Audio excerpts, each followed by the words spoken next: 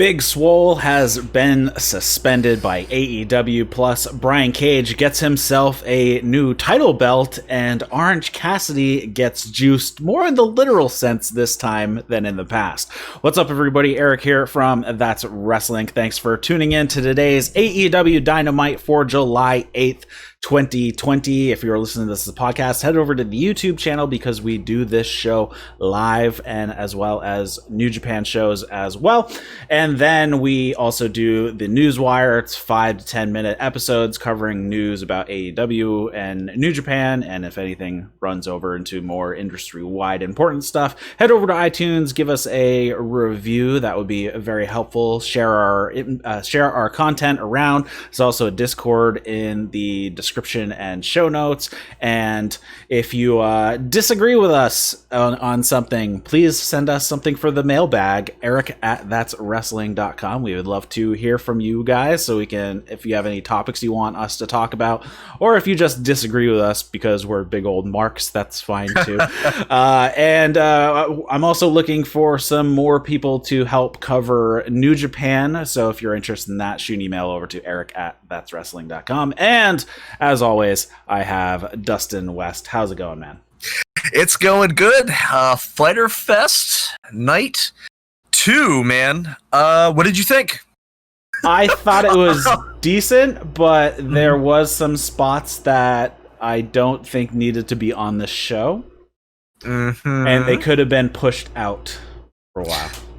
Okay. I'm glad. All right. I'm glad we're on the same page. I didn't want to jump into this with Fyter Fest Night 2 was a it had its pros, it had its cons. Fyter Fest Night 2, which also competed for the second. Oh, also, I said last week that this week the rating should be really good because also we're going up against the Great American Bash. I also didn't know, because when I heard Great American Bash, I thought it was just last night. I didn't know that Great American Bash on NXT was also a 2-week, 2-night event. Yes, as well. They announced it the week before they decided to do it. So. Okay, I heard they were doing it week 2 or night 2 of Fyter Fest, but I didn't know they also turned it into a 2-night. So okay. Yeah. So the interview with Triple H and Sports Illustrated, when he said we don't counter program, it's like you scheduled you suddenly said, oh, we're gonna have the Great American Bash like the week before you did it, whereas AEW had said they're gonna be doing Fyter Fest like 8 weeks out. Yeah. So it's like, okay, not counter programming my rear end. They're feeling the heat, baby. Yeah, which is funny. But we might as well jump into it right now. The ratings wise, anyways, both shows were down from last week.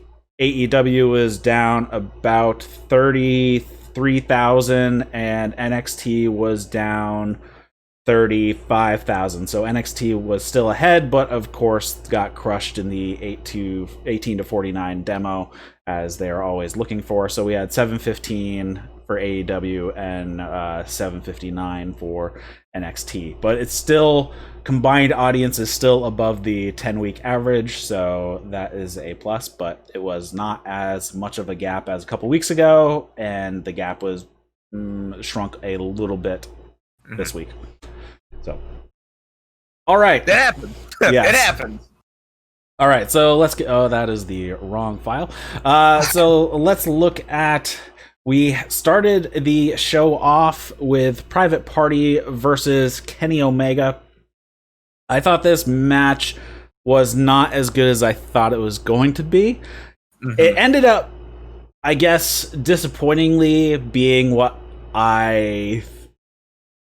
So it's not as good as I hoped it would be, but it ended up being what I thought it would be, which it was going to be a bit sloppy in places. It was going to lack selling, which was a huge thing in this match. And I thought basically this was the last half of a match in one match. It didn't. We open up a show with a tag team match and a tag team championship match, but yeah, there were a lot of swings, a couple misses on this. I think it fell not necessarily mediocre, but I think we both agree this kind of fell kind of like right there, just like, I guess, like a regular tag match, I guess. Yeah, but I think I some of it just didn't work out for me just because I noticed some spots where, say, Isaiah Cassidy, he had been completely beaten down and like selling like he's dead, and then like a second later he's running around like nothing even happened. Yeah, I think he oversold the ass whooping a little too much, and then when it came time for the next spot, he made sure he was focused on that. I guess you want to talk highlights? Sure. Okay, I'm gonna go real quick. Mark Quinn's drop kick is top shelf. I always comment, as long as I've done this podcast with you, I will always point out when someone has a great drop kick, and Mark Quinn just it's beautiful. And also, Eric, I also wanted to point this out. Did you notice they did your favorite tag team move, which is of course the silly string that I am referring to? Yep, and it was Kenny Omega who took it, so Kenny Omega got to look like the idiot this week. Yeah, it's one of those moves where I don't have a problem with it. I know you do. That's why I brought it up. But it's like one of those things where I guess if someone catches off the whip off the rope just right, and then the move is executed at the right time, I think it looks a lot better than it does when someone jumps the gun early and it kind of looks like they're standing there waiting for the whole setup. Because it's very easy to interrupt that move. Yes, exactly. And you the guy's just sitting there watching it happen. That is the biggest thing that kills me. Yeah, I know. I know you do not like it, but then also, I think, was it Isaiah Cassidy with that over the top rope jump to the second rope Tope Atomico? Did you see that? Yes, that was cool. Mm-hmm. That looked cool. I mean, there were some cool moves and whatnot. I think just the match layout just didn't work for me. In the end, we have Kenny Omega hitting a V-trigger on Quinn when Hangman turns the attempt at Gin and Juice into a Liger bomb off the second rope. And then they hit the last call on Cassidy and pick up the win there. Yeah, I mean, the match was fine. I mean, the finish was exactly what I thought it was. It had a lot of big moves from both teams, but they had the double Spanish fly in the middle as well, but that looked like Kenny Omega just like clotheslined them. I didn't realize it was a Spanish fly until after they went for a pin on Kenny, even though it looked like he just clotheslined them. Yeah, I didn't catch that either. I was like, oh shit, I'm like, oh wait, who's pinning who? Like, right. It happened so fast. But no, the match was fine. I think also just because of the tag team matches that we're getting. And this isn't, I don't know, something about Private Party, I like them, but sometimes with their stuff, it kind of feels a little bit like I don't know how to describe it, because they're a great tag team and they do a lot of really, really athletic stuff. And Mark Quinn, when we saw him compete against Cody as a singles competitor, I mean, he can go. There's nothing against the tag team that I dislike. There's just sometimes something about them. It feels like they just not miss, but I guess stiff would be a word. And not stiff in the sense of, like laying it in with like a clothesline or hit. Just kind of like, they're just stiff. Like their back, their movement, they just feel a little boarded up, which is saying something with how athletic these guys really are. Yeah. Before I move on, did you see BTE this week? I did not. I saw what you commented about it, but I didn't get a chance to get to it. Yeah, so there's just a couple things that stood out that could be coming into play later. And of course, we see it now on Dynamite as well. Kenny, he is going with the darker hair, which was kind of signature for the cleaner. And in BTE, he was backstage with a broom and he was looking down the shaft looking for straightness. and the Bucks prevented Colt Cabana from disturbing Kenny because they've been having a back and forth for about 8 weeks at this point, and Kenny wants to pretty much kill Colt Cabana at this point. So gotcha. They were talking about it looks like he might be heading down the cleaner route and you don't want to mess with him. And then at the end, there was the Elite. So there was the Bucks, Hangman, and Omega. They were all in a room together. They were making fun of NXT leaking the result of their main event. But then Kenny is going to leave. He asks Hangman if he wants to go get a drink or something. They talk a little about how things went down with FTR, how Kenny poured out the beer that was offered to them, and he's like, I should have just given it to you. I know you would have taken it. And then he also says, yeah, I was kind of immature about that, as being a little bit of a dick. I don't really want to have heat with those guys, so yeah, why don't we invite them out or whatever to drink or whatever, and I'll meet up with you in a half hour. So Kenny leaves, and then it's just the Bucks and Hangman, and the Bucks ask Hangman, so you and Kenny seem to be doing good now, everything seems to be clicking, and he's like, yeah, it's all right. And then Matt, I believe it was Matt, says, yeah, I mean, this kind of feels like old times and everything, and Hangman's like, yeah, I mean, I guess so. And he starts talking about, he's like, I mean, I love you guys, but I don't like you guys, and I don't think you like me. And he compares it to, he says, you know how in an old yearbook you see that signature in the back that says "Have a nice summer"? That's kind of what this feels like. And then he leaves. So, ooh. Yeah, it's like, oh man, this is good stuff. Why is this not on Dynamite? But yeah, so that riff is still there with Hangman and the Elite. It's just not as forward as it has been. But of course, last week, we had the standoff with Omega and Hangman on opposite sides with FTR and the Bucks. So I don't know. We'll see how it continues to go. But it didn't seem that it had any strife in this match. So. Okay, I think I need to go back and rewatch or watch BTE now. Continues to be a slow burn. All right, next up we had Joey Janela versus Lance Archer. I'm cutting you off right there. Lance Archer is an asshole, and Joey Janela should have won this match. And I'm saying this for the sole purpose that I really needed this win on our predictions. This was my wild card, but son of a bitch.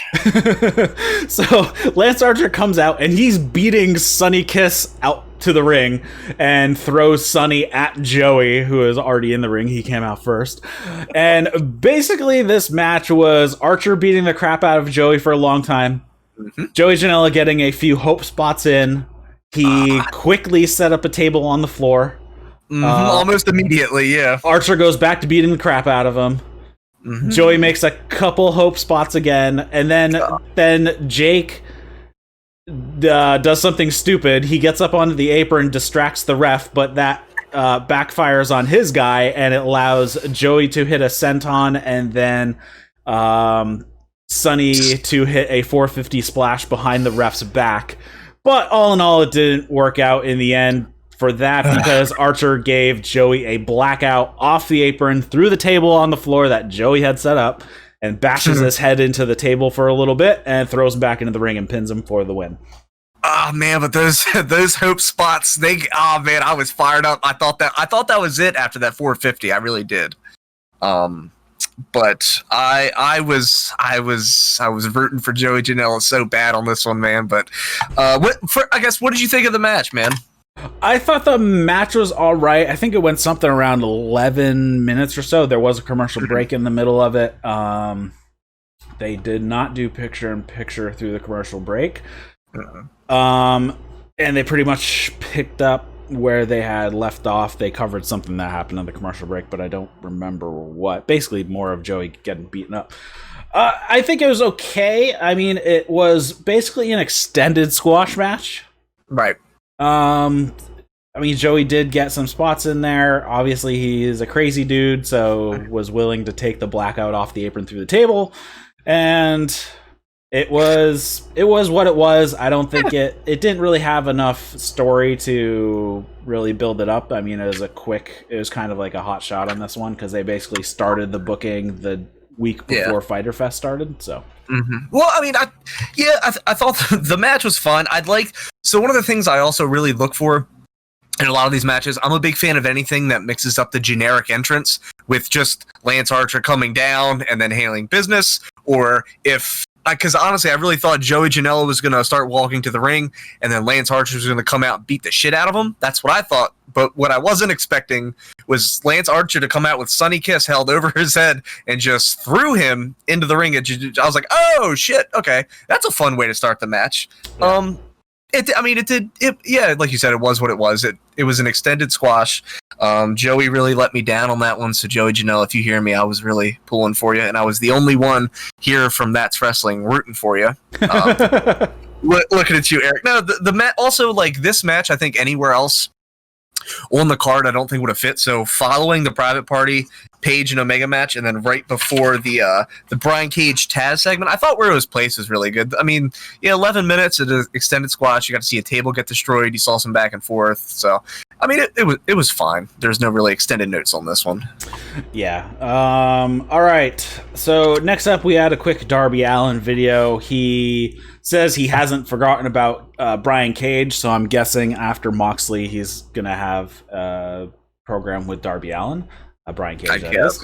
And he's at Travis Pastrana's compound, and he does a coffin drop into a foam pit off a massive lift, which I have seen him do before.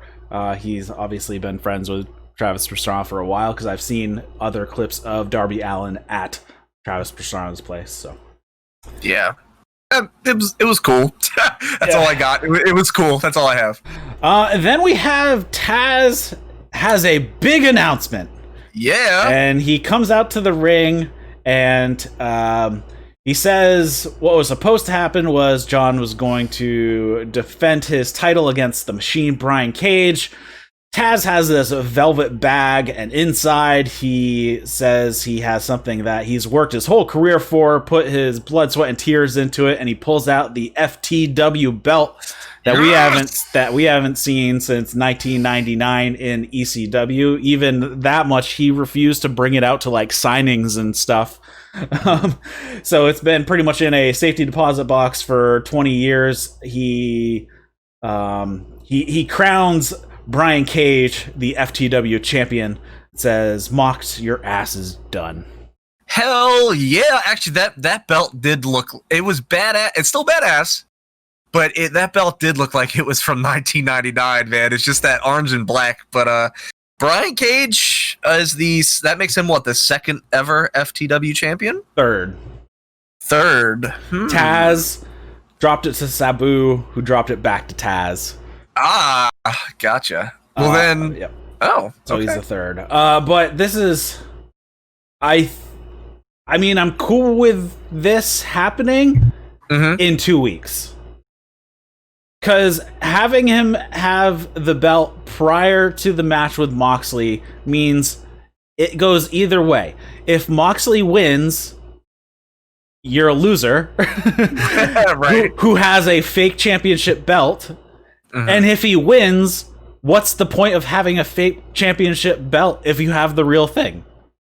Yeah, that makes sense. So this would have made more sense to happen a couple weeks after the match with Moxley than do it now, because now it means nothing going into it, and coming out of it, it's going to mean less. Yeah, if he goes in as the third ever, which actually, if you think about it, 3 champions over the last, I know it doesn't count, but 3 different FTW champions in the last 20 years. That's an impressive feat. That is an impressive feat, regardless of how long it's been a safety deposit box. Yeah, I mean, the whole concept of it, originally, they brought it in because the world champion was Shane Douglas. He was injured and couldn't defend the belt, so they made this championship for Taz to have something to defend while Shane Douglas was out. So it does play into, okay, Moxley is out because he's been exposed to COVID. Obviously not the same as being injured, but he's out. That's why they bring the championship in, but it's not like Mox is going to be out for an extended amount of time. He should be there next week because they're doing the show live next week. So he's been self-quarantining with his wife for the past 3 weeks at this point. And it really makes no sense because it's not like Mox isn't coming back until like November. He's coming back next week. So yeah, pulling this out now, just doesn't really make any sense for me. Yeah, Yeah, especially if he loses, he looks like a big dork. Yeah, with a fake belt. This Yeah. is the $1 million championship all over again. Exactly. Well, I'm actually kind of so Brian Cage, because if you remember my comments from last week, Brian Cage came out with his shirt off this week. Yes, he heard you. He heard your wife. I was like, son of a bitch. But actually, my wife, thank goodness, was in the other room taking care of our daughter, so she missed the entire thing. And she came back out. I was like, what did I miss? Like, don't nothing. You didn't miss anything. All right. So. Next up, we had the craziest, most insane match on TV I think that they've had. Yeah. Since they started, it was Butcher Blade Pentagon and Ray Phoenix versus Young Bucks and FTR. This was very interesting. Basically, all four teams get to show off all their double team moves with their partners, and we also have Nick and Phoenix doing the sequences together that they like to do. One of them was really cool. Nick and Phoenix were on the ground, and they were like in a test of strength lockup with their hands, and they both jump up to the second rope and then jump up to the third rope. Nick hits a Hurricanrana off the top rope. That was crazy. And then at one point we have Nick and Cash Wheeler hitting the Goodnight Express, and then Dax and Matt hitting the Mine Wreck. That's what it's called, right? The Mine Wreck? I think so, yeah. So they're working with each other, opposite team, to hit each other, hit the finisher. And then FTR and Bucks, they do a quadruple tag where they tag everybody in so they can quadruple team Blade. Phoenix breaks up the count there, though that was way late. Yeah, that was one of the things I put like 3 exclamation points. That was over. That was definitely 1, 2, 3. It was like 1, 2. Oh, he broke it up. Yeah, it was definitely far. And then we have probably the craziest spot of the night was Nick gets hit with a step up Canadian destroy diver. Yeah, I guess that's the best way to describe it. Yeah, basically, so Pentagon was on all fours inside the ring, and Nick stepped up onto the bottom rope. So his feet were on the bottom rope, and he was leaning over like he was going to grab Pentagon to pull him up. Little did he know, Phoenix was running towards him in the ring. He hits a Canadian destroyer on him over the top rope into the crowd below on the floor. The rest of the wrestlers in the match on the floor. That was crazy, but it actually looked really safe. Nick didn't seem to land on anything that he wasn't supposed to, so I think everybody came out. For as sane as that, I've never seen that. That was badass, but for all things considered of how you just described it, safe, especially taking one of those to the outside, everyone made sure they were exactly where they needed to be, man. That was sick, dude. Yeah, that looked way safer than Matt taking the destroyer off the ladder through a table. Oh yeah, 100%. So this match, I gave this my match of the night. I did too. Yeah, nothing against the other match, especially the main event, but this was especially good. So when you get these 8-person matches, regardless if it's a 2, like if it's like a 4-team tag team match, another way to make an 18 tag match, but when you have 4 and V4, especially when you have these higher numbers, it could get a little messy and a little chaotic because you got to give everyone one spot. You got to give everyone an opportunity. You got to give everyone a chance to shine. You got to you got to do this. You got to do this. You got to do this. I didn't really, besides like that late, break up on the 2 count, I didn't really see anyone really miss a mark. I saw a lot of communication. I liked all the tags were hot. They were fast. Everyone was fresh. There you could tell a couple spots where, because there was so much happening in this match, you could see one of the I think it was Dax. He knew what was happening, but I think he might have misplaced where the next spot was going to be, and you could very easily see someone, I think might have been Butcher, actually, like, hey, like you could see the gears in the motor turning. So there was a lot of communication, which is very important when you try to pull off this kind of a match. This match had so much happening. Actually, I didn't have too many notes on it because I was just sitting here just in awe of how great this match was.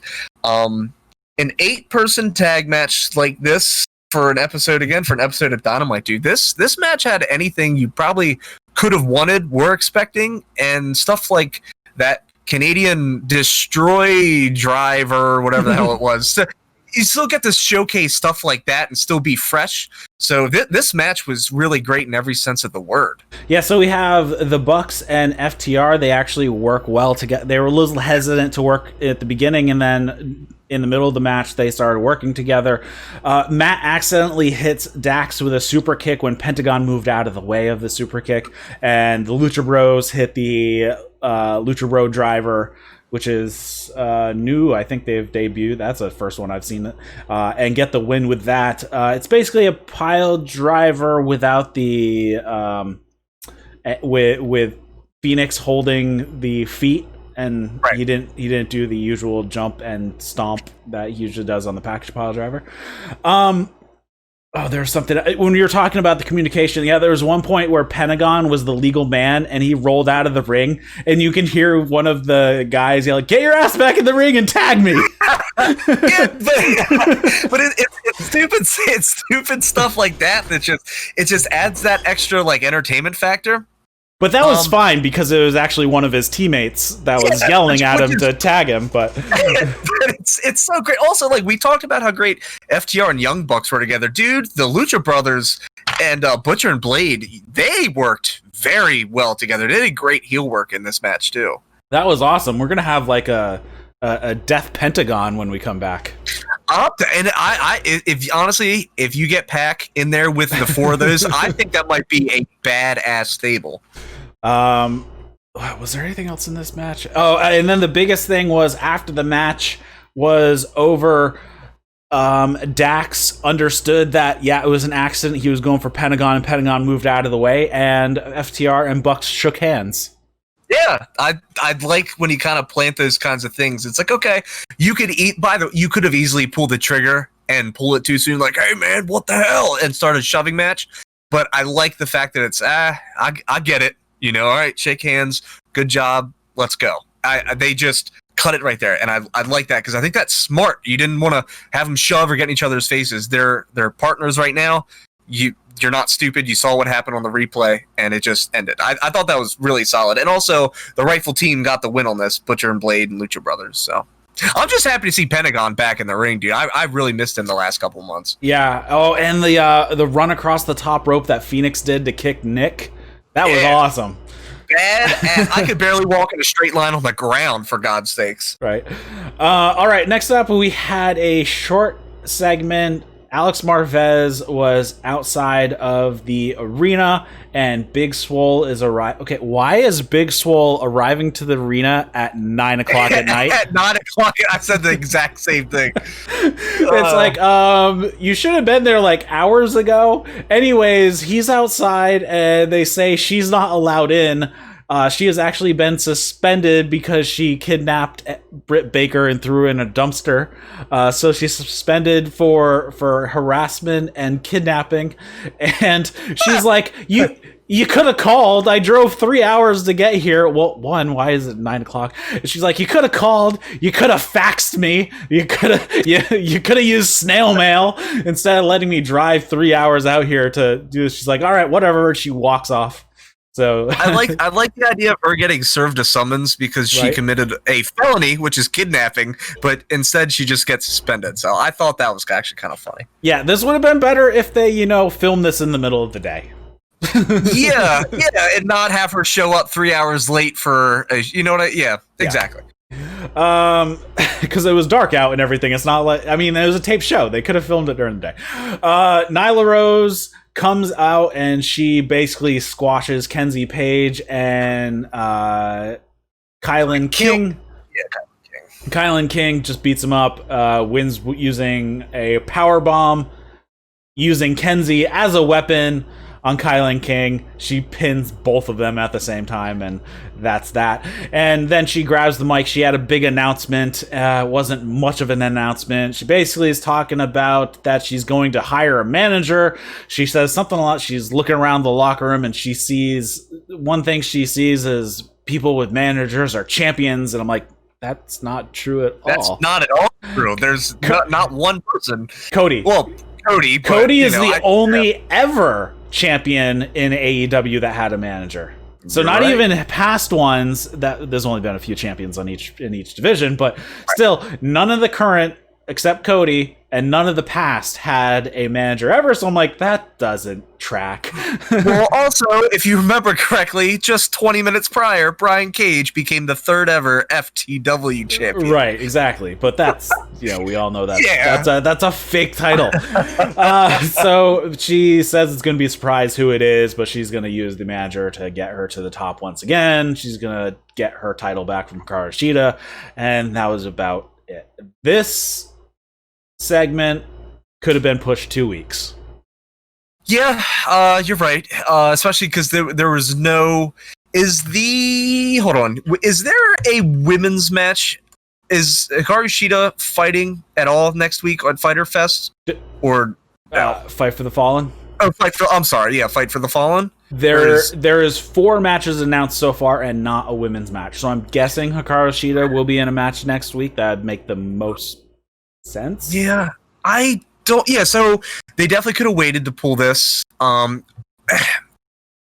the match itself, I loved, especially regardless of a squash match, because AEW still continues to book Nyla Rose as a powerhouse, which, as you saw her using another woman as a weapon and beating her to death with another woman, the power bomb. It also, the people, Kenzie Page and Kilynn King, Yep. The people that they chose to put in the ring with Nyla, I thought was more beneficial, especially with a 2-on-1, considering you could put Nyla Rose in with someone who's like Riho's size, who's 98 pounds, and have her steamroller, or you put her in there with 2 women who are pretty attributed to match Nyla Rose in terms of height and size. Not saying anything else, but I mean, Kenzie Page isn't like a small girl. Oh, she's kind of short. Yeah, she's short. But But Kilynn King's like 6 feet tall. Yeah, she's still stocky, but like Kilynn King, yeah, she's 6 feet. So you put those two in the ring with Nyla Rose, and they did their job really well. They made Nyla Rose look like $1 million. I thought Kilynn King looked very, very nervous in this match. I think that was on purpose, though, because she tagged out immediately to Kenzie Page. I saw that. I liked how neither one of them was like, hell, I'm not stopping. Absolutely not. Exactly. Yeah, but like Kilynn King, like it just, for what it was, I thought it was actually really smart booking to have a 2-on-1. The announcement, however, although I will say this, I am intrigued considering the current list of managers we have. We have Tully Blanchard, we have Jake Roberts, we have Arn Anderson. I mean, we have Taz. I mean, so we have some pretty good names in management positions with AEW. So the fact that we're adding another one, or if it's someone existing like that, definitely catches my attention immediately, because I think having a woman competitor have a manager, I think that's really great. I don't think it's going to be Brandy, but I think you wait to do this after Fight for the Fallen next week. I think that was too early of an announcement to pull. Yeah. Have you heard any of the speculation on who it might be? I have not. All right. So the most popular one at the moment seems to be Vicky Guerrero. Oh, okay. Then we have a possibility of Awesome Kong, but she was never that great on the mic, so it wouldn't make that much sense. There's possibility she would join up with Jake Roberts, so you have that killer faction right there. And the last one that I've heard thrown around is Jazz. Jazz. Yep.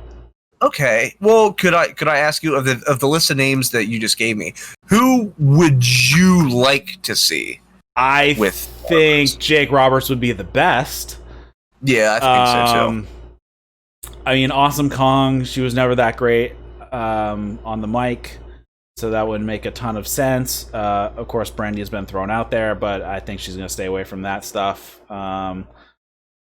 because she's already got the Nightmare Family. And I don't think she's going to go back out onto the trying to put a stable together route of how bad and flop it was last time. Oh yeah, that flopped almost immediately too. And Vicky Guerrero would be fine. She'd be funny. She would be funny. Yeah, but I think. But also with Nyla Rose, like, she's not terrible on the microphone. She's got pretty decent skills. She has a very commanding presence and voice. So putting her with a manager, that's what makes it a little bit more interesting. But I definitely think Jake Roberts with Lance Archer and Nyla Rose, I mean, that makes sense to me a lot. Yeah, as far as Nyla goes on the mic, I think Nyla is one that would benefit. She's probably one of the wrestlers that would benefit if they had a writer or two on staff to help construct the promos a little better. Some of the stuff, especially in this promo, it came off a little weak, and it came off like she kept repeating it a couple times before she got out there. Yeah, that there's some just like backtracks, and then I think kind of the delivery lacked the right consistency. It would go in and out of being mean.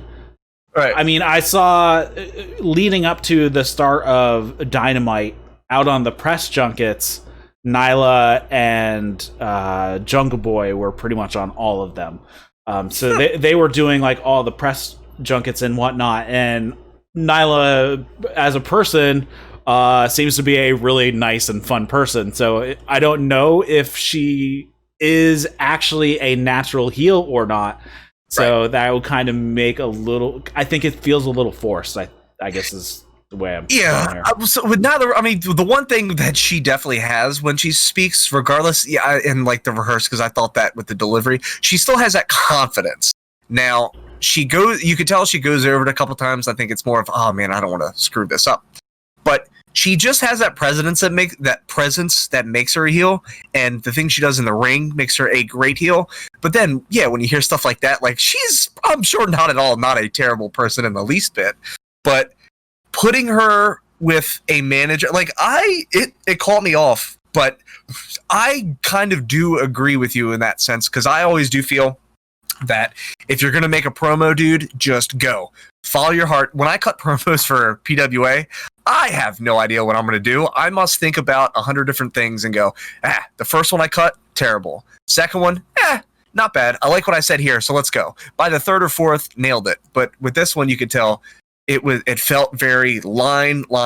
So in terms of a writer, she probably would benefit from it. But yeah, or just even I mean, given the people who are there, go to Jake and be like, hey, I'm gonna say something along this line. What do you think? And take advantage of the people who are there. I mean, you got Tully, Arn, and Jake. Chris Jericho, for God's sakes. Jericho, right? Yeah, exactly. So, like, right there, bounce it off the four of them, one at a time, and see what they all say and adjust accordingly if they are going to have somebody to specifically to help people with promos. I think they would definitely benefit to have at least a writer or two to work on dialogue and stuff like this, not the stilted stuff, and work with the talent to create the dialogue and not just write it for them. Yeah, I agree 100%. All right, next up, we have a backstage segment, and Colt Cabana is in the trainer's room. He has a massive bruise. Looks like I got hit by a car. Oh my God. And from his hip up to his rib cage, it wraps around towards his spine and out to his belly button. So that is the full size. From his hip to his rib cage, from his belly button to his spine. He's got a massive bruise. It's a legit bruise. It wasn't makeup. And Brodie Lee is in there with him, and the trainer's like, well, you're banked up, but we can clear you to wrestle. And Brodie Lee's like, yeah, he's going to wrestle. And Brodie Lee says, we aren't exactly sure how this happened or who caused it, but I can assure you, with me watching your back, these kinds of little accidents won't happen anymore. And I'm thinking to myself, did Brodie Lee have somebody beat up Colt Cabana? Hell yeah, he did. That's Dark Order recruiting 101. Beat the shit out of somebody and then convince them that you can protect them every other step of the way. I've listened to 4 different podcasts today. None of them picked up on that. Oh, immediately. It's like, oh man, it was almost like whoever did this will be brought to justice. And then it's like, whatever the line was that Brodie Lee said, oh man, like that's terrible. I'm thinking, okay, well, so Brodie did it, huh? Or someone did that Brodie knows. Yeah, it's the broken window fallacy. That's exactly what it is. And then he says, now we have a 6-man tag match to get ready for. I expect to see you out there. Get up, get ready. And Colt's like, you got it, Mr. Yes, Brodie. Mr. Lee, we're Mr. Brodie. Yes. Oh man, dude, this is probably my favorite storyline that AEW has going. They have a lot, but this storyline is soon, and you can go back and listen from weeks and weeks ago. I said I wanted Colt to join because I want to see what it's going to look like. They're doing the slow burn, and every single week, the Dark Order just catches my attention in some different way, shape, or form. So this, I had to just point, dude, this, I love this story. I love, especially with Colt, because when you get into the match, you want to talk about playing the golden boy face teaming with heels against other dude. This match was really fun. I like this a lot. Yeah, but even going back to the promo, still, did you pick up the inside reference of this whole thing? No, I didn't. Eric. Okay, could you please tell me? Okay, so Colt Cabana, who's friends with, or was friends with CM Punk. Yes. CM Punk was told he was perfectly fine medically to wrestle, and by WWE's doctors when he was not. when he had a staph infection. And that is what came out on the podcast, and that's what eventually bombed their friendship because of the lawsuit coming out of that. And Brodie Lee being dismissing, regardless of what the trainer was going to say, you're going to go wrestle. That's fun. Eric, good on you for catching that, because that went right over my head. All right, so then we had the match with Brodie Lee, Stu Grayson, and Colt Cabana versus SCU, plus 5 guys of the Dark Order just chilling out on the stage in a line. It's like, wow. It took them almost a year, but I think they finally figured out the Dark Order. Yeah, I think so too. So Colt Cabana actually tries to talk to SCU before the bell, and Brodie Lee pulls him back. I don't know if you caught that. Oh yeah, I caught it. Because they have history. Because didn't Colt Cabana jump in to help SCU when he first got there? Yep. In AEW. Yep. Okay. Yeah. He walked right up and be like, "Hey guys, what's going on?" And Brodie Lee just turned him away and patted him on the back and escorted Colt Cabana back to their corner. And I thought that was actually pretty cool. It was subtle, but it was cool. It was. We actually had it start off with Christopher Daniels and Stu Grayson, and Stu Grayson basically wrestles all 3 members of SCU here, and he then Brodie Lee directs Grayson to tag in Colt. Colt's ribs are killing him. He gets just when he gets in a waist lock, he's like, ow, ow, ow, ow, screaming, and then Brodie Lee is basically chastising him a little bit, not to be a little whiny, a little B-word. And then it's like we have a huge breakdown. All 6 men are fighting, and Colt actually seems to be happy working with the Dark Order, and the Dark Order being in control. I forget who they worked over for a long time. Was it Christopher Daniels that they worked over a lot? I thought it was Kazarian. Actually, it might have been Daniels. Yeah. I think it was Daniels. Yeah. Anyways, he watches Brodie Lee hang up Scorpio Sky in the ropes, gives him the catapult into the bottom of, underneath the rope and choke him. And Colt is like smiling, he's just watching it happen. Then he kind of smiles when Brodie and Grayson are hitting offense. He's like, oh, this is kind of fun. And then Grayson yells at Colt because he didn't put his boot up in the corner when he wanted to smash somebody's head into the corner. Right. So a little bit of dissent here, and then Brodie holds Scorpio Sky in place and tells Colt Cabana to punch him in the stomach, and then he's like, "Do it again!" He punches him again, and he's like, do it again! And he does it again. Like, he's hesitant at first, but he starts laying them in. Dark Order hits a triple team on Scorpio Sky, but he kicks out. And then we have Grayson gets sent to the outside, and then Sky actually kicks Colt right in the ribs. Colt gets a tag out to Brodie Lee. Sky gets one to Kaz, and so those guys are working. SCU tries to chop down Brodie Lee. It doesn't work very well. Brodie Lee gets hit with a... he got hit with a dive. Wow. Christopher Daniels hit Brodie with a dive and then hit a moonsault on Grayson, but Colt Cabana broke up the pin here. He pulls off CD, and Christopher Daniels is mad at Colt for doing that. It's like, well, you're on opposite teams. I mean, right. Of course he's going to try to break up the pin. Eventually, Brodie Lee hits this massive discus lariat. Grayson's actually the legal man. Brodie directs Grayson to tagging Colt Cabana so Colt Cabana can make the cover and get the win. And he was like glowing, like the greatest thing has ever happened to him, that they won the match. Well, because he was on a losing streak, so now he's on a bit of a winning streak. Right. So he's on cloud 9. So he has that, but the facials, Colt Cabana is such a good actor, because there was times like it would drop into this is a bit scary, and then pop back into this is awesome, this is a bit scary, this is awesome. So like just his expressions are great, and that was that. Yeah, dude, Colt Cabana's actually, yeah, he's really good at sideline selling, which is exactly what he's doing, standing there waiting for a tag, just oh yeah, oh no, oh, like, dude, when they won, I thought he looked like he was looking for the nearest Gatorade container to dump on Curry. He was just so happy, man. But a couple standouts in this. So this match, it was fun. It was a great match. SCU, of course, great. Brodie Lee. Stu Grayson stood out to me. Oh my God, Stu Grayson was awesome in this match. Yeah, he looked really, really good, and also like he matched well with Daniels, Sky, and Kazarian.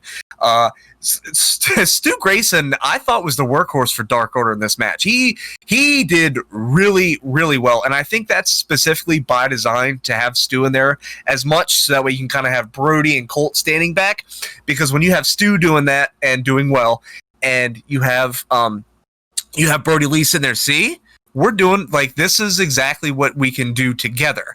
So you can still get those earpieces. Of course, that's probably not what he's saying, but visually, that's kind of what I can interpret it as, is right. Just like, see, like, we're doing very well. And then when you get those tags, and also a lot was still happening on behind Colt, being unaware, getting Colt in to get the win, I think, for the second time in a row. Yep. I believe. Yeah. So this whole match, I think, was, again, designed to further escalate the story of Colt with the Dark Order. And I think that it did exactly that. This match was a great 6-man tag match, but I think the purpose was just to set up the Dark Order more, and it did exactly that.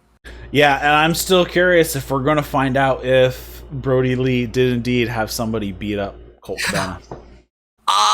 I don't know, but that's the thing. I want to know. It puts you into that so bad of wanting to learn what happened to Colt Cabana, because that bruise was no joke, dude. Yeah, I don't even know how he got it. I don't remember anything crazy happening in last week's match, because this was actually taped the day after last week. Yeah, so he had a match 2 nights in a row, but I don't remember anything crazy happening in that match that would give him that bruise. It looked really terrible. That was probably the worst looking bruise I think I've ever seen. Yeah. And one more thing about the Brodie Lee character. You know, really early on, it was clearly a dig at Vince McMahon. Mm-hmm. And I think I feel a lot of now mob boss mentality coming in here. Yeah. Especially with if he did indeed have somebody beat up Colt Cabana. It's like, It's like protection money. If you pay us, we won't destroy you. Like instead of doing something for the community, we protect the community from us. Right, and it was because like it started out kind of like it felt a little bit more cult-esque, but Brodie Lee, and the more you kind of start to get to see the Dark Order develop, especially with signs like that of him kind of putting hits maybe on his own people without them knowing, just to be like, oh, this is why you need us. It adds a different dimension to this faction, and I don't think some people really have appreciated it yet, because I mean I have a couple friends that they get it, but they're just kind of like not sold. If you look at stuff like this that they plant so subtly, and the message that they're trying to do between Lee and Cabana, and then you start to pull in like Stu Grayson, how they're orchestrating their matches, how they're doing their finishes, what they're introducing with the Colt Cabana being attacked, like this really has a whole different vibe to it than it did a couple months ago, and they're doing that through storytelling on Dark, on where we're at now, it's really evolving into something really great, and they're doing it very slow, and they're doing it right in front of you. And what I think they're doing is they're just doing it the right way. Yeah, and there are even parts, obviously it's not pure canon, but even on Being the Elite, there have been some Dark Order segments. Yeah, these guys are everywhere, and they're not taking over the show, but they're slowly building up to eventually being in that position, I think. So they're doing it really right with their booking. Yeah. Next up, we have Britt passes a note to Tony, says it's only fair that he should plug her merchandise when he plugs JR's book. Then Big Swole crashes the party, and they're just yelling back and forth. She throws a crumpled up piece of paper, which I'm guessing is the summons, at Reba, who then rebounds her hand into Britt's nose, and Britt plays it off like she just got hit with a iron skillet to the nose. This segment didn't work for me. It did. It was. I could have done. Okay, so I liked Britt Baker's reaction, but I didn't like Britt Baker's reaction. Yeah, I think it was, this segment was too chaotic to get across what was going on. I mean, this was a tape show; they could have done it again.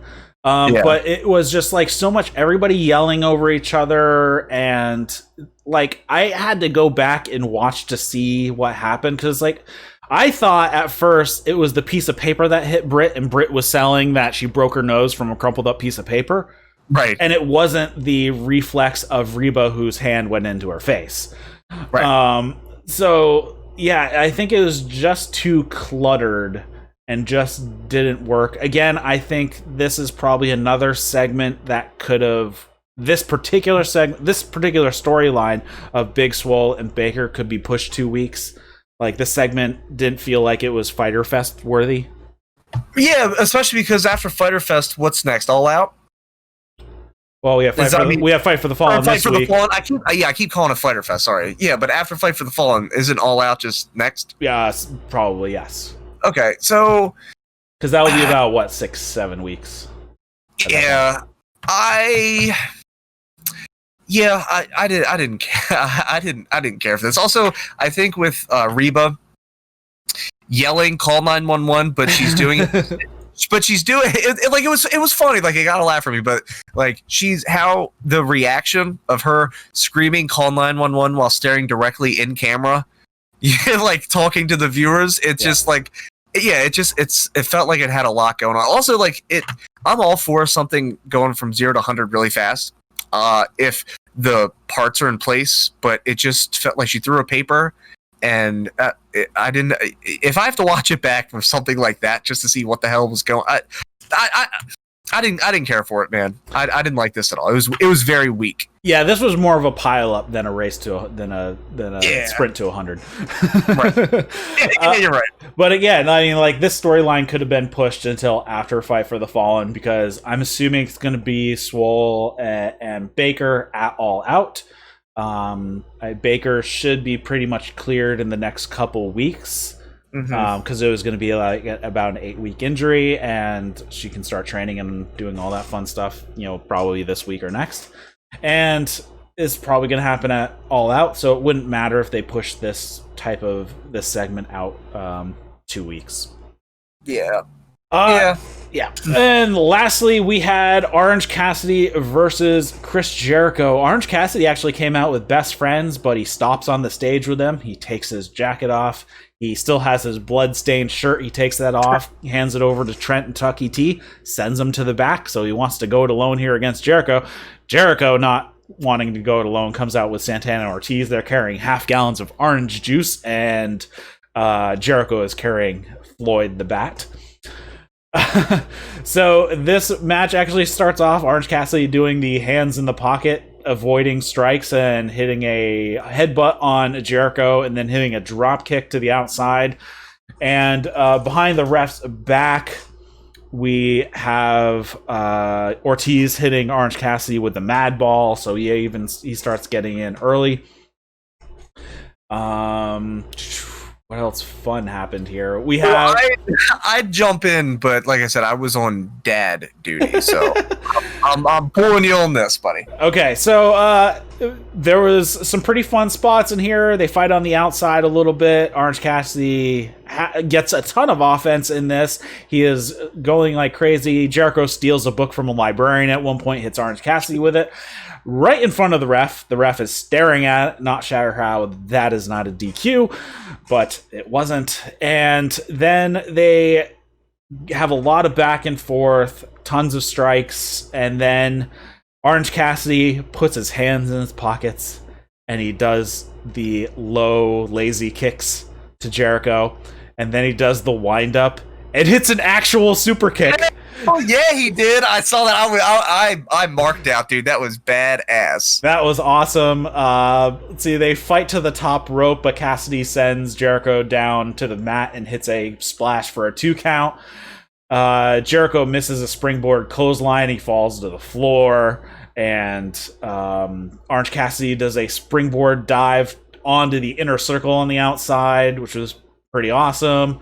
Hits a diving DDT on Jericho for another 2 count. Goes for a Superman punch, but Jericho catches him, puts him in the walls of Jericho. He eventually turns that into a cradle and almost gets the 3 there, but he only gets a 2. Then Jericho gets hit with a punch, but Orange Cassidy can't follow it up. And this is where Santana Ortiz get involved again. They spray orange juice in Orange Cassidy's face. It's like all over the mat as well. This is where Best Friends finally come out and fight off Santana and Ortiz. So now they're alone in the back, alone in the ring, but the ref is still kind of looking over at the fight between Best Friends, Santana and Ortiz. Jericho grabs Floyd, bashes Orange Cassidy in the head with it, and hits a code breaker. Orange Cassidy kicks out. The crowd would have been going nuts if this was like full crowd. Oh yeah, era. I had the few notes I had on this match. I wish that this was in front of a live crowd, man, because there were a lot of false finishes that the roof would have been blown off at that point. We have another one. We have Orange Cassidy hits a Michinoku driver for a 2 count, and then he hits a bunch of strikes, then a stun dog millionaire, and then a swing DDT, gets another 2 count, and then Orange Cassidy looks like he's going to finish it up with a Superman punch. Jericho hits Orange Cassidy with the Judas effect, though, and that's all she wrote. Yeah, from what I did catch of this match, the things I took from it the most, one, there were a lot of dives or people being thrown to the outside in this match. I think Orange Cassidy, I counted like 3 or 4 from the ring to the floor. A lot of 2 counts, a lot of false finishes that were dope. I liked because I remember when they first were talking about when they had Jericho and Orange Cassidy in the ring together a few weeks back. Jericho said, if you try to put your hands in your pockets and give me those little kicks, I'll tell you one thing, I'm going to knock your teeth out. Yep. And Orange Cassidy hitting him with the little baby, little tangerine, little cutie kicks.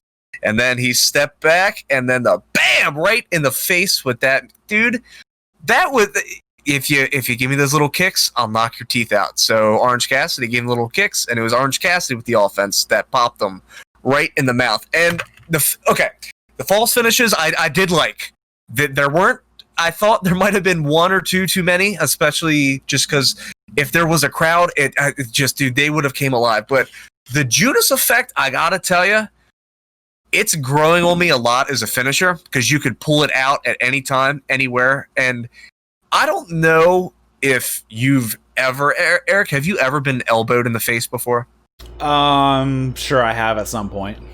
Okay. Well, it does hurt and it will take you out. And I just like the idea of it being just thrown like that, where you get a kick out of a code breaker, you get a kick out of this, and then that's just okay, here we go. And then it's just so unpredictable when it can be thrown. I thought the finish was really great. I thought this match was really good. Yeah, like I know the Judas effect is obviously a smart thing to do, as Jericho is an aging wrestler. He can hit it until he's 900 years old. It's not going to cause him any issues versus, Stone Cold and Hogan's backs being screwed up because they friggin' landed on their ass so many times. Right. This isn't going to kill him, but I don't know, it wavers back and forth. I thought it was pretty lame when he first pulled it out. I thought it kind of became cool for a little bit, and now it seems to be heading back down to the lame again on my scorecard. Okay. It's just kind of, it's not as a move that can be pulled out of anywhere. It's anticlimactic. Like this, it's not flashy enough, I guess. Okay. Whereas you have something like, Randy Orton has the RKO. That's flashy, but he can hit it whenever. Right. And this just doesn't seem like enough. It's not flashy, but it is effective. Yeah. But as far as the false finishes, I think that worked, especially, I think the end of this match worked to really elevate Cassidy in losing, with Cassidy kicking out after getting hit with the bat and the code breaker. Yeah, and then also just Jericho not necessarily taking a backseat, but really letting Orange Cassidy get a lot of really solid offense, and that varied a lot. Like Orange Cassidy put in a lot of different effective offensive maneuvers in this match, and I think that's definitely by design to have Jericho win, but also just to help put Cassidy over. Not that you need the help, but Cassidy looked very, very good in this match. Yeah, and I mean that's a thing with, if people haven't seen Orange Cassidy's work in the past prior to coming to AEW and think that he's just lazy and can't do anything. Orange Cassidy is an amazing wrestler. He is very good. Can go. Yeah, the dude can go 100%. Yeah, so here, he really put that on. We saw everything he's doing, but I don't know his real name, but Orange Cassidy, the person, is just a genius for this gimmick. He's in his 30s now, so it's not like he's a spring chicken. And this gimmick will allow him to work longer.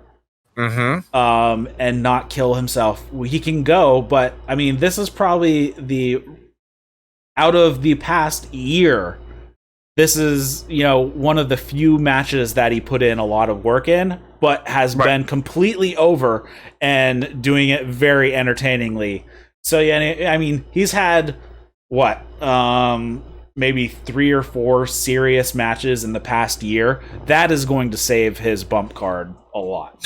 Oh my gosh, like crazy. But also with this match, you got a guy who, if you don't if you don't know Orange Cassidy, and if you're just going by what you see, if you go by what you see a guy who moves, what is it, sloth style against the first ever AEW world champion, arguably the GOAT, Chris Jericho. So you put Orange Cassidy in there with, I mean, a very, I don't know if you know this Chris Jericho guy, but he's been around for a little bit. You know, so when you get a guy like Chris Jericho and Orange Cassidy, on paper, like, you're thinking, oh, okay, like Jericho, but like Cassidy looked, I mean, he's going toe-to-toe with a world champion on the main event at Fyter Fest Night 2. So if there's any doubt if Orange Cassidy can or can't be a main eventer, there was never any doubt in my mind. But this proven, one, yes, he absolutely can be a main event guy. But also, two, if you needed the verification there, if I'm telling you, if that crowd was there, they would have just lost their shit. But you have a guy who can just literally, he can do the comedy by literally doing practically close to nothing. If you remember, what was it? It was, oh my goodness, it was months ago, but it was Santana Ortiz. I think they were beating the absolute hell out of the Bucks backstage. Yeah, he was just standing in the bathroom. I still think about that sometimes. But like, yeah, they hit him. The bathroom door opened, and he's just standing there. Didn't say a word. Didn't give a thumbs up. He's just standing there. And then Santana slowly shuts the door. You have a guy who can literally do so many things, and you get to showcase exactly what they can do. And they just put him out there with a former world champion. Dude, I mean, this match was really good. And Orange Cassidy just he showed that he's more than just a gimmick. Yeah, and I know if we had a crowd, we get a lot of freshly squeezed chants, but I'm hoping for a take on, especially during the NXT time, Asuka, you'd have Asuka's gonna kill you. Right. I want to hear some Orange gonna kill you. That'd be great. That'd be great. So I already talked about some of the stuff that I didn't like on this show. I think they could have saved Nyla Rose and the Big Swole Britt Baker segments for a later date.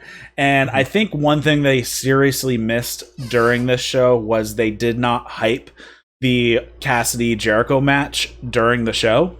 Oh, no, not enough at all. Absolutely not. So, I mean, if you remove those two segments, you'd have plenty of time. They had a really good video package for the match on the road to on the YouTube channel.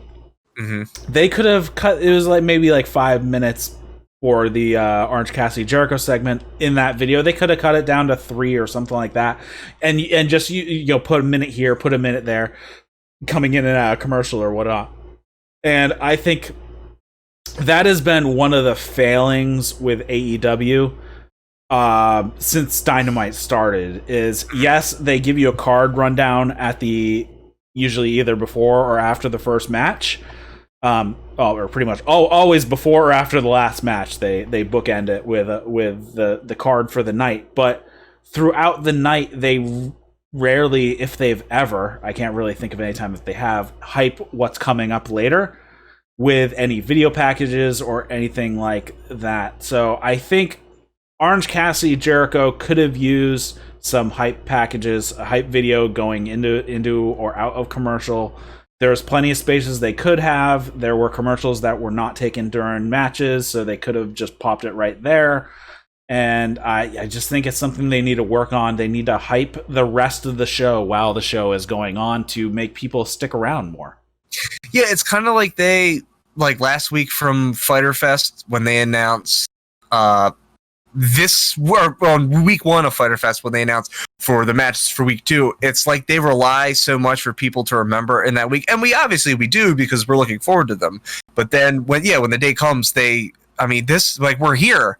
Let's start hyping some of these matches. They rely a lot. Oh, Jericho versus Cassidy.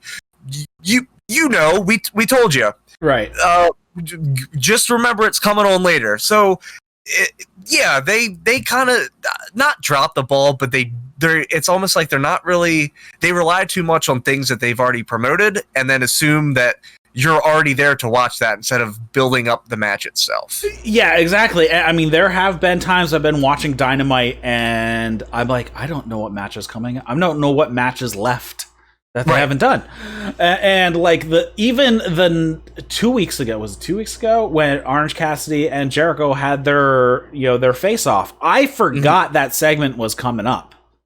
Yeah, I did too, because it was it was like the 9:40 or 9:50 mark. Like it was towards the end of the show, and I remember hearing like, "Oh, don't forget, like they're gonna have a signing," and that was like in the beginning. I was like, "Oh, okay, cool." But then like 9:30 rolled around, and I remember thinking like, "Well, what's the main event for tonight?" Like, I forgot. Well, there was a match that started at like 9:35. I'm like, wow, they're giving this match a long time, because I completely forgot. And then when it ended with like 10 minutes left in the show, I'm like, what's happening next?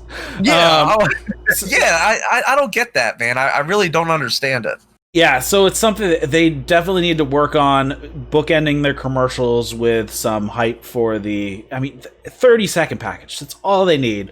But here they would have benefited from scattering 3 1-minute packages throughout the show, just to build it up. Especially because, did you watch the Road 2 video? I did not. No, I didn't. Okay, so see, that's another thing. Even a guy who is covering the show for a podcast is not watching some of the shoulder content. So I watched it. I'm like, why is this not on Dynamite? And like I said, it was a 5-minute segment in the video that was on YouTube. They could have cut it down to 3 1-minute segments.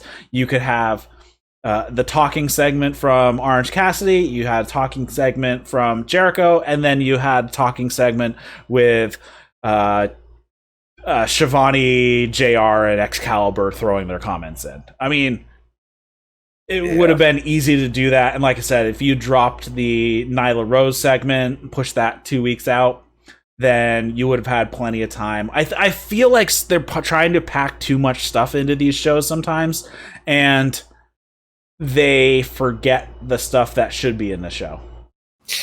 Yeah, it's like you kind of see what the vision was, especially with like the Nyla Rose and the Britt Baker specifically. The vision is to, all right, well, this is the second and last night of Fyter Fest. Let's kind of go ahead and set up not our Fight for the Fallen, but Beyond.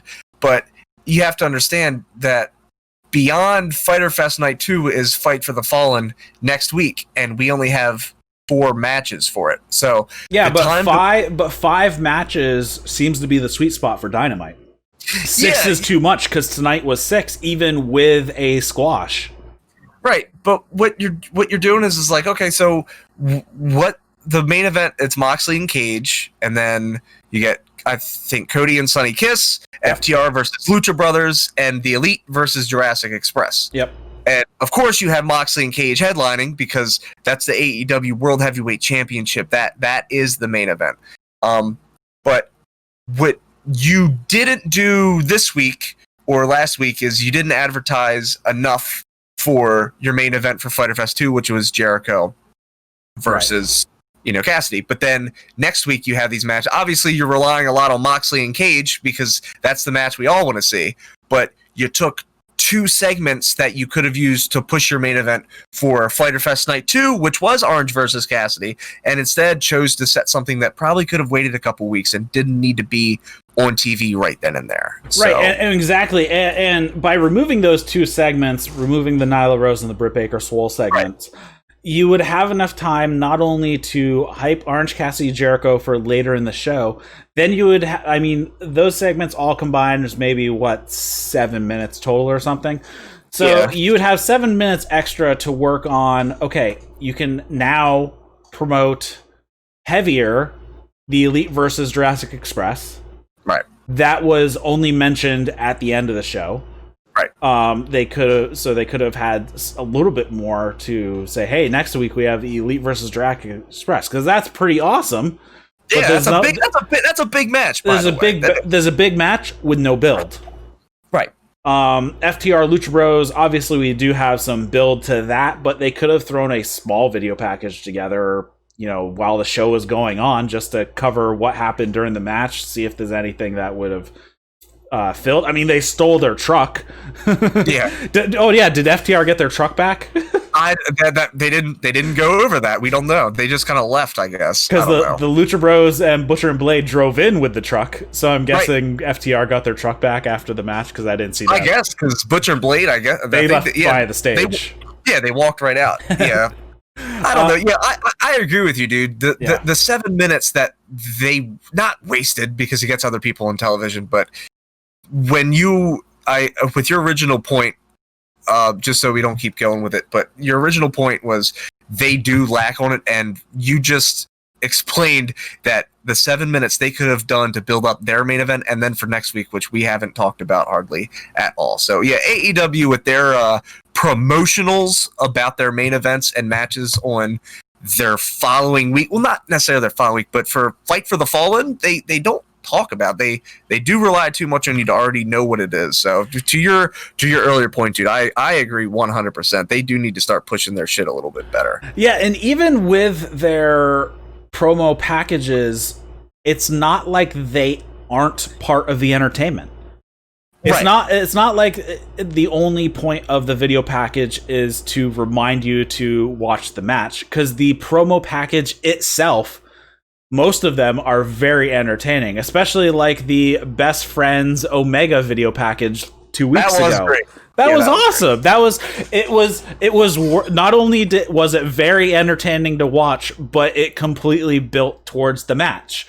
So you can have the promo package not just be a promotional tool.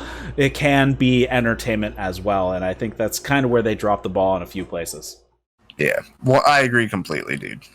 And you know, that's why that's why I'm watching all the shoulder content and all that fun stuff to pick up what I can, just to see, you know, I know they're capable. Now I just want to see them help fix their execution. You know what they can do, you just want to see that execution done a little bit better. Yeah, exactly. I think 5 matches for Dynamite tends to be the sweep spot. Here we had 6. I think it was a little too much.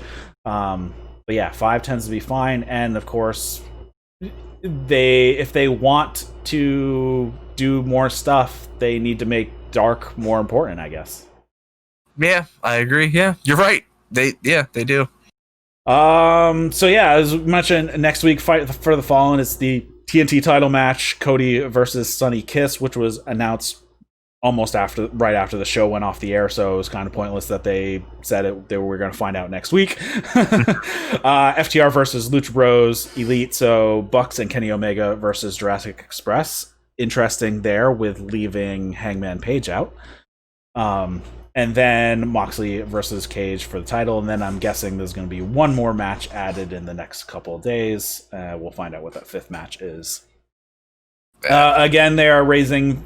It's a fundraising show again this year. They're doing for COVID-19 relief. Versus last year was gun violence, I believe. Yep, you're right. So should be an interesting one. I mean, those are 4 good matches that I'm looking forward to, but we will see, especially how they frame Elite versus Jurassic Express, since I don't know why that is happening. Now, do you think... So I have to ask, considering the recent discussions that we talked about with Arn Anderson interfering with Cody matches, do you think this is a match, since it's Cody versus Sonny Kiss, that, you know, Arn takes a little bit more of a back seat to, or do you think we still see a little bit more heel tactics from him? Well, I think it's since it's face versus face, anything that Arn does is going to come off as heelish. So yeah, I think Arn might start leaning into it here.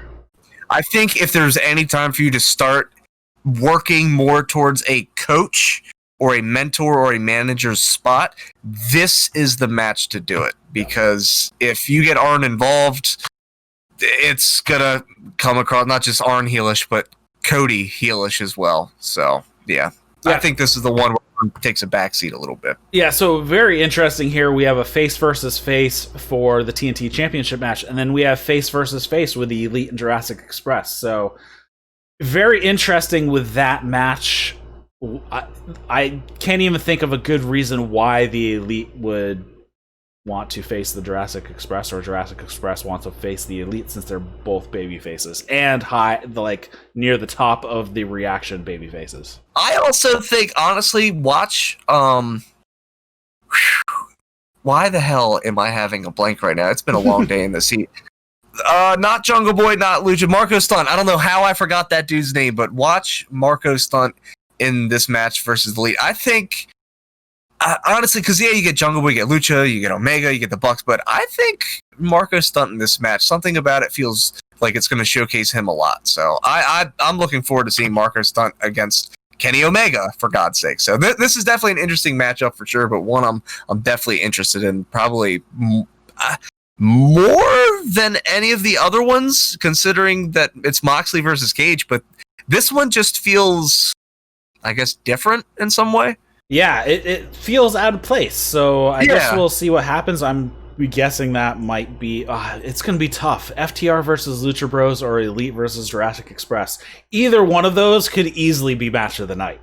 Oh yeah, but I'm expecting. I know Moxley versus Cage because the build-up's going to be. I expect a hard hitting. I expect a heavyweight bout. But these two matches definitely have the potential to steal the show again. So we'll keep an eye on this for sure. All right. So do you have anything else for this week?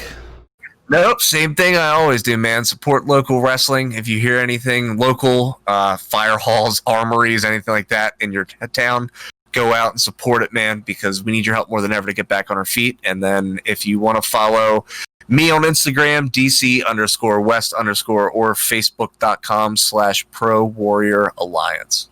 Awesome. So my name is Eric LaRoche. Thanks for tuning in. Be sure to check this out over on the YouTube channel if you are listening to this as a podcast, because we do these shows live. Also, the next New Japan show will be on Tuesday at 7 p.m. Eastern. We will be covering the finals of the New Japan Cup plus Dominion, which is both shows are happening this weekend, so should be a good one. I'm really looking forward to Dominion. There's some awesome matches going to be on there. Be sure to check out the YouTube channel for the Newswire as well, though it is available as a podcast, which is short 5-10 minute segments covering AEW New Japan news throughout the week. Share our content around. iTunes review, head over there, give us a 5-star review, hopefully. Discord, you can come join us. People are in there talking wrestling and then some of my other projects. Mailbag, send to eric@thatswrestling.com. We'd love to hear you, especially if you disagree with us or if you have any fun topics to discuss regarding AEW. And I'm still looking for some other people to help cover New Japan, so you can send the email eric@thatswrestling.com for that. Oh, also, our graphics guy has been designing some merch ideas, so we should have some very fun t-shirts available soon, so stay tuned for that. So yes, thanks for listening to That's Wrestling. For Dustin West, I'm Eric LaRoche. We'll see you next time. See you later, guys.